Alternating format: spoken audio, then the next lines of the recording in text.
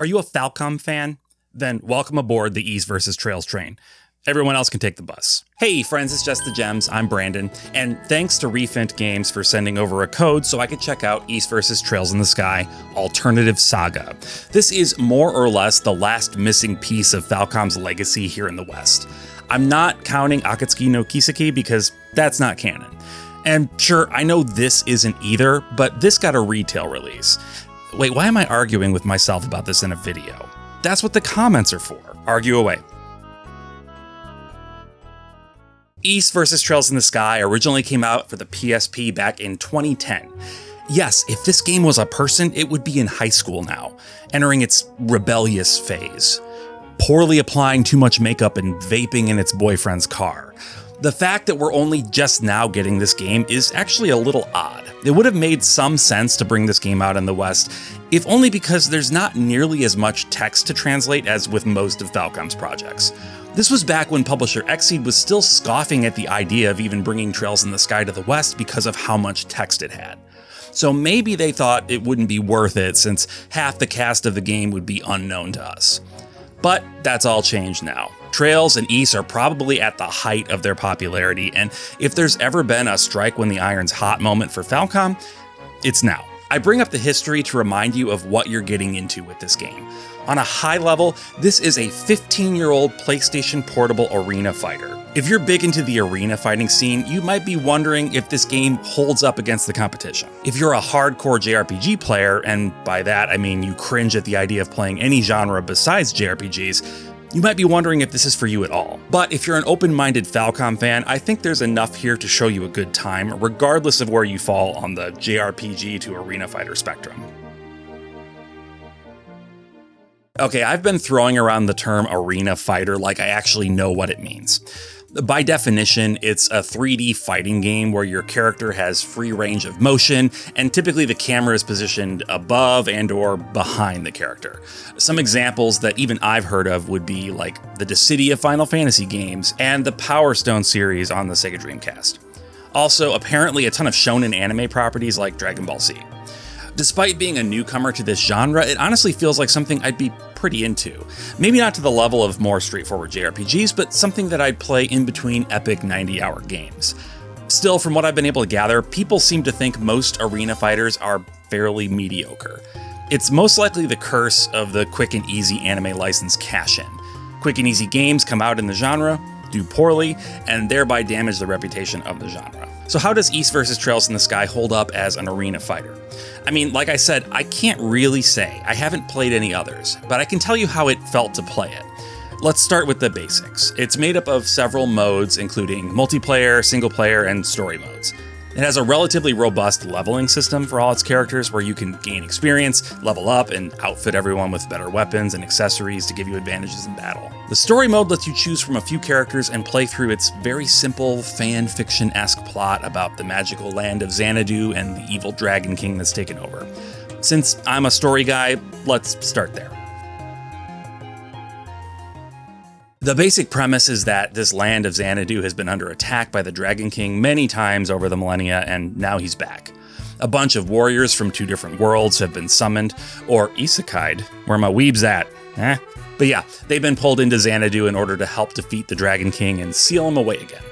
Your character of choice is teamed up with a little pom named Lappy, who seems to know quite a bit about what's going on. Now, one thing I love about the story of this game is that it fully leans into the absurdity of its premise. It does this not by ironically winking at the audience, which I think would be the instinct of a lot of writers nowadays, but instead by just playing it extremely straight. The characters need absolutely no convincing. They are fully on board with the mission they've been given, and they don't even bother asking the obvious questions like, how did I get here? Or was a 12-year-old girl really the best choice at a warrior? I started with Estelle because she's the best. But after finishing the story, I started right up again, this time with Chloe as my protagonist. The overall plot is the same regardless of which character you choose, but the characters you'll meet will appear in a different sequence, which does change the way conversations play out. It actually does feel worthwhile to play through the game with each character, if only because you'll get to enjoy more character interactions. The between fight scenes are brief, but there's a ton of character and humor in there. This is helped immensely by the fact that the localizers made sure to fully localize the game by giving us all dialogue in English. If you prefer not understanding what people say in video games, you can play with the Japanese dialogue as well. But having the English made this so much more enjoyable for me. Not to mention that the original cast is back, and it's fantastic to get to hear more from them so soon after Trails in the Sky first chapter released. I also love that despite Adol not being the protagonist, or at least not the protagonist in other scenarios besides his own, he's still silent and communicates the same way he does in the Ys games. It's pretty funny. I feel like most other series would have just bitten the bullet and had him talk. Persona's done that with its crossover games, after all. But no, Falcom doubled down, and it's hilarious. I normally hate silent protags, but since the story is such a small thing overall in this game, it worked for me. The actual story campaign for a single character won't take you too long. If you play reasonably well and don't lose too many fights, you could be done in as little as 4 hours or so. I finished Esel's story in a single sitting and still had time to play the first 2/5 of Chloe's before calling it a night in my first session. If you're wanting a super robust story like something you'd find in the Trails games or more modern Ys, this isn't going to give you that. But I think most of you know what you're signing up for in something like this. It's a fun, non-canon side story that celebrates Falcom's heritage. And I love that the celebration extends even beyond just Ys and Trails, despite them being the marquee players. The land of Xanadu and the Dragon King Galsus are straight out of Falcom's Xanadu series, and there's even a cool cameo appearance from an important character in the Gagarv trilogy. If Trails and Ys are Falcom putting in the work, Ys versus Trails in the Sky is Falcom cutting loose and having a party. Now, if you're a fighting fan, you might be wondering why I've spoken something like 1,300 words and still haven't talked about the fighting yet. Fair point. Let's get into it. This game is built on the back of the Ys 7 engine, so if you're familiar with that game, it won't take much to get comfortable here. But even if you're not into Ys 7, the combat is refreshingly straightforward without being simplistic. Attack, dodge, block, jump. Because this is all action-based, you can feel that Ys had a much stronger influence on the proceedings than Trails did. Though I'd be interested to see if and how a modern Ys versus Trails game would play out now that Trails has started dipping its toes in the action combat pool. But the combat is extremely fast. It's not a button masher, though. If you mash, you're trash. Just saying. No, but seriously, there's a surprisingly large amount of finesse required to actually get good at this combat system. Finding combos that work for you, understanding how and when to use a jumping attack, which is an attack in midair up to but not exceeding the apex of your jump, or a diving attack, which is an attack in midair as you begin your descent. You can charge your basic attack too, which doesn't do much more in the way of damage, but does allow you to strike from a much greater distance. Much like the anime arena fighters, characters will be flying around the screen with flashy attacks going off all over the place.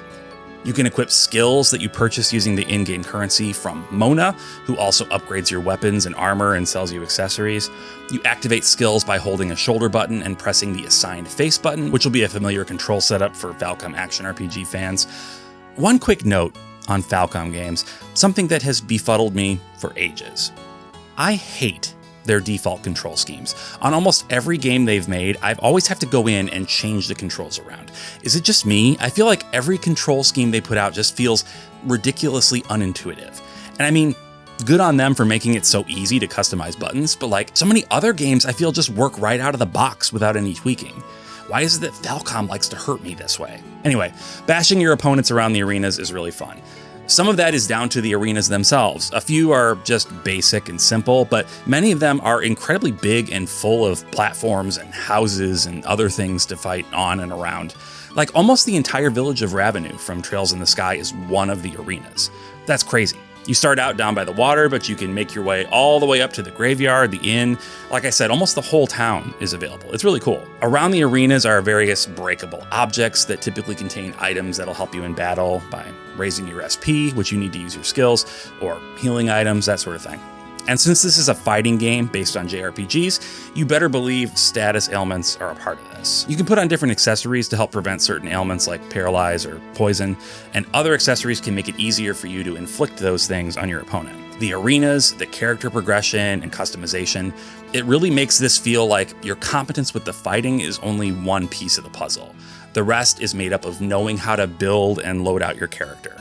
And since each character has their own stats and equipment, you can make multiple builds depending on how you're feeling. Each character already fights quite differently than the others, and having this additional layer of customization on top of all that makes it feel really robust. I'll admit, I fully expected to find the combat a chore that I would have to sit through to get to the next story bit. I'm happy to say that's absolutely not the case. I want to keep playing the game just for the sake of playing the game. It's fast and fluid and challenging in a fun way, and it makes me hope that Falcom will dust off the genre for another outing, especially now that the Trails series roster has expanded so freaking much. Like, Trails could carry one of these games on its own, honestly. Like I said at the beginning, this is a 15-year-old PSP game, so you shouldn't expect anything cutting edge from the presentation. But everything does look very crisp and sharp, which is nice. The character portraits are bright and colorful, but I have a couple of issues with them. For one, they don't have all that many facial expressions. I feel like Estelle is smirking through way too much of the proceedings for it to make sense.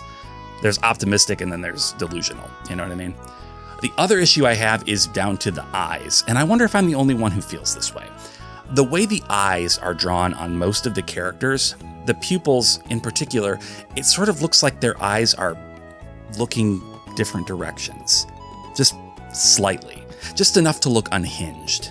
That, combined with Estelle's often uncalled for smirk, just makes her look insane. Anybody else bothered by this? And if you didn't notice it until I said something and now you can't unnotice it, I apologize. The music is classic Falcom sound team JDK with some rearrangements of classic songs from the games and some originals. Falcom's music is so interesting to me.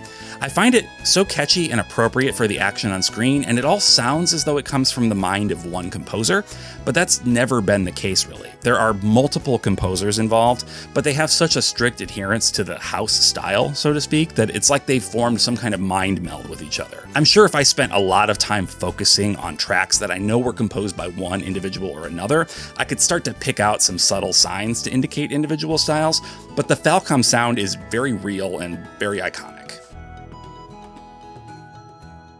One thing conspicuously absent from this review is anything to do with multiplayer. It's true, I haven't played online with any friends yet. I did manage to play online with a stranger. We went a couple of rounds with us and 2 computer-controlled characters. It was fun, but the issue is that I spent a long time waiting for someone, anyone, to pop up in a lobby, and it was just a ghost town. I might say that doesn't bode well for the success of the game, but I don't know how these things usually go.